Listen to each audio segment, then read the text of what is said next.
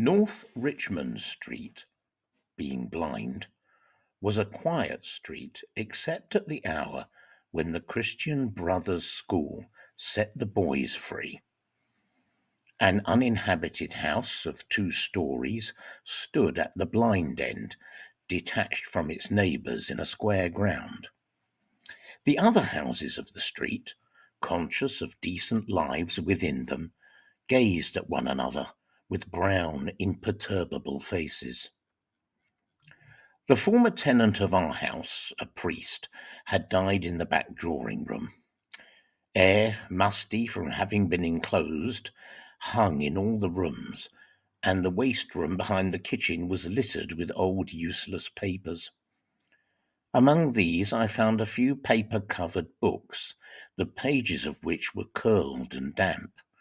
The Abbot by Walter Scott, The Devout Communicant, and the Memoirs of Vidocq. I liked the last best because its leaves were yellow. The wild garden behind the house contained a central apple tree and a few straggling bushes, under one of which I found the late tenant's rusty bicycle pump. He had been a very charitable priest. In his will, he had left all his money to institutions and the furniture of his house to his sister. When the short days of winter came, dusk fell before we had well eaten our dinners. When we met in the street, the houses had grown sombre. The space of sky above us was the colour of ever-changing violet, and towards it the lamps of the street lifted their feeble lanterns. The cold air stung us, and we played till our bodies glowed. Our shouts echoed in the silent street. The career of our play brought us through the dark, muddy lanes behind the houses, where we ran the gauntlet of the rough tribes from the cottages to the back doors of the dark, dripping gardens, where odours arose from the ash pits, to the dark, odorous stables, where a coachman smoothed and combed the horse or shook music from the buckled harness. When we returned to the street, light from the kitchen windows had filled the areas. If my uncle was seen turning the corner, we hid in the shadow until we had seen him safely housed.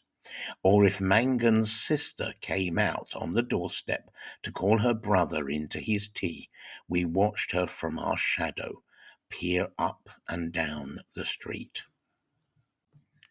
We waited to see whether she would remain or go in, and, if she remained, we left our shadow and walked up to Mangan's steps resignedly. She was waiting for us, her figure defined by the light from the half-opened door. Her brother always teased her before he obeyed, and I stood by the railings looking at her. Her dress swung as she moved her body, and the soft rope of her hair tossed from side to side. Every morning I lay on the floor in the front parlour watching her door. The blind was pulled down to within an inch of the sash so that I could not be seen. When she came out on the doorstep, my heart leaped. I ran to the hall, seized my books, and followed her. I kept her brown figure always in my eye, and when we came near the point at which our ways diverged, I quickened my pace and passed her. This happened morning after morning. I had never spoken to her, except for a few casual words, and yet her name was like a summons to all my foolish blood. Her image accompanied me even in places the most hostile to romance. On Saturday evenings, when my aunt went marketing, I had to go to carry some of the parcels. We walked through the flaring streets, jostled by drunken men and bargaining women, amid the curses of labourers, the shrill litanies of shop boys who stood on guard by the barrels of pigs' cheeks, the nasal chanting of street singers who sang a "Come All You" about O'Donovan Rossa, or a ballad about the troubles in our native land. These noises converged into a single sensation of life for me. I imagined that I bore my chalice safely through a throng of foes. Her name sprang to my lips at moments in strange prayers and praises, which I myself did not understand. My eyes were often full of tears, I could not tell why, and at times a flood from my heart seemed to pour itself out into my bosom. I thought little of the future. I did not know whether I would ever speak to her or not, or if I spoke to her, how I could tell her of my confused adoration. But my body was like a harp, and her words and gestures were like fingers running upon the wires. One evening, I went into the back drawing room in which the priest had died. It was a dark, rainy evening, and there was no sound in the house. Through one of the broken panes, I heard the rain impinge upon the earth, the fine, incessant needles of water playing in the sodden beds. Some distant lamp or lighted window gleamed below me. I was thankful that I could see so little. All my senses seemed to desire to veil themselves, and feeling that I was about to slip from them, I pressed the palms of my hands together until they trembled, murmuring, oh love," many times. At last she spoke to me. When she addressed the first words to me, I was so confused that I did not know what to answer. She asked me if I was going to ARABY. I forgot whether I answered yes or no. It would be a splendid bazaar, she said. She would love to go. And why can't you? I asked. While she spoke, she turned a silver bracelet round and round her wrist. She could not go, she said, because there would be a retreat that week in her convent. Her brother and two other boys were fighting for their caps, and I was alone at the railings. She held one of the spikes, bowing her head towards me. The light from the lamp opposite our door caught the white curve of her neck, lit up her hair that rested there, and, falling, lit up the hand upon the railing. It fell over one side of her dress and caught the white border of her petticoat, just visible as she stood at ease.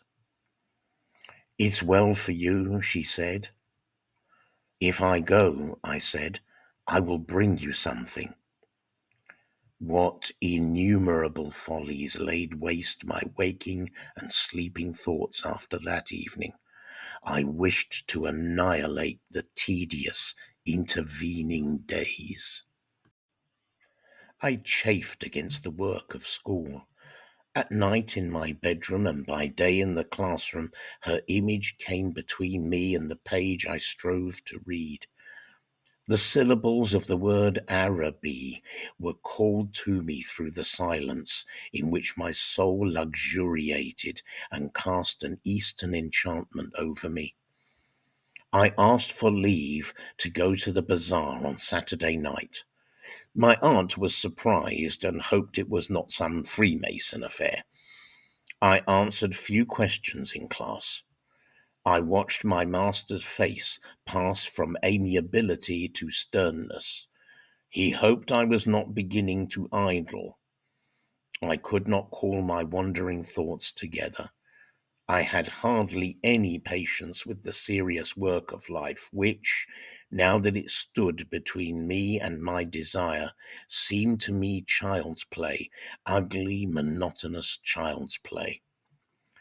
On Saturday morning, I reminded my uncle that I wished to go to the bazaar in the evening. He was fussing at the hall stand, looking for the hat brush, and answered me curtly, "Yes, boy, I know." As he was in the hall, I could not go into the front parlour and lie at the window. I left the house in bad humour and walked slowly towards the school. The air was pitilessly raw, and already my heart misgave me. When I came home to dinner, my uncle had not yet been home. Still, it was early. I sat staring at the clock for some time, and when its ticking began to irritate me, I left the room. I mounted the staircase and gained the upper part of the house. The high, cold, empty, gloomy rooms liberated me, and I went from room to room singing. From the front window, I saw my companions playing below in the street.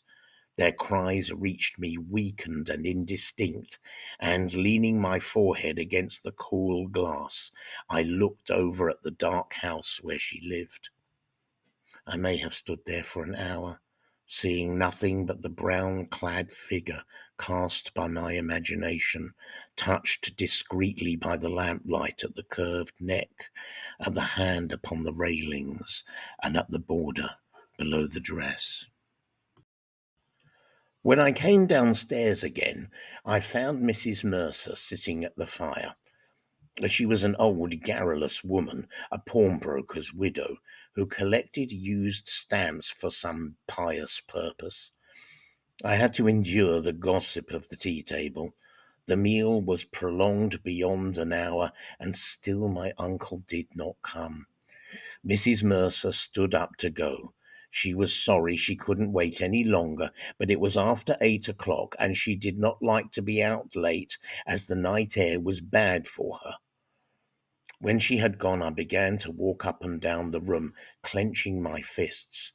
My aunt said, "I'm afraid you may put off your bazaar for this night of our Lord." At 9 o'clock, I heard my uncle's latch key in the hall door. I heard him talking to himself, and heard the hall stand rocking when it received the weight of his overcoat. I could interpret these signs. When he was midway through his dinner, I asked him to give me the money to go to the bazaar. He had forgotten. "The people are in bed and after their first sleep now," he said. I did not smile. My aunt said to him energetically, "Can't you give him the money and let him go? You've kept him late enough as it is." My uncle said he was very sorry he had forgotten. He said he believed in the old saying, "All work and no play makes Jack a dull boy." He asked me where I was going, and when I told him a second time, he asked me did I know the Arab's farewell to his steed. When I left the kitchen, he was about to recite the opening lines of the piece to my aunt. I held a florin tightly in my hand as I strode down Buckingham Street towards the station. The sight of the streets thronged with buyers and glaring with gas recalled to me the purpose of my journey. I took my seat in a third-class carriage of a deserted train. After an intolerable delay, the train moved out of the station slowly. It crept onward among ruinous houses and over the twinkling river. At Westland Row Station, a crowd of people pressed to the carriage doors, but the porters moved them back, saying that it was a special train for the bazaar. I remained alone in the bare carriage. In a few minutes, the train drew up beside an improvised wooden platform. I passed out onto the road and saw by the lighted dial of a clock that it was 10 minutes to 10. In front of me was a large building which displayed the magical name. I could not find any sixpenny entrances, and fearing that the bazaar would be closed, I passed in quickly through a turnstile, handing a shilling to a weary-looking man. I found myself in a big hall, girdled at half its height by a gallery. Nearly all the stalls were closed, and the greater part of the hall was in darkness. I recognized a silence like that which pervades a church after a service. I walked into the center of the bazaar timidly. A few people were gathered about the stalls which were still open. Before a curtain over which the words Café Chantant were written in coloured lamps, two men were counting money on a salver. I listened to the fall of the coins. Remembering with difficulty why I had come, I went over to one of the stalls and examined porcelain vases and flowered tea sets. At the door of the stall, a young lady was talking and laughing with two young gentlemen. I remarked their English accents and listened vaguely to their conversation. "Oh, I never said such a thing." "Oh, but you did." "Oh, but I didn't." "Didn't she say that?" "Yes, I heard her." Oh, there's a fib." Observing me, the young lady came over and asked me, did I wish to buy anything? The tone of her voice was not encouraging. She seemed to have spoken to me out of her sense of duty. I looked humbly at the great jars that stood like Eastern guards at either side of the dark entrance to the stall and murmured, "No, thank you." The young lady changed the position of one of the vases and went back to the two young men. They began to talk of the same subject. Once or twice the young lady glanced at me over her shoulder.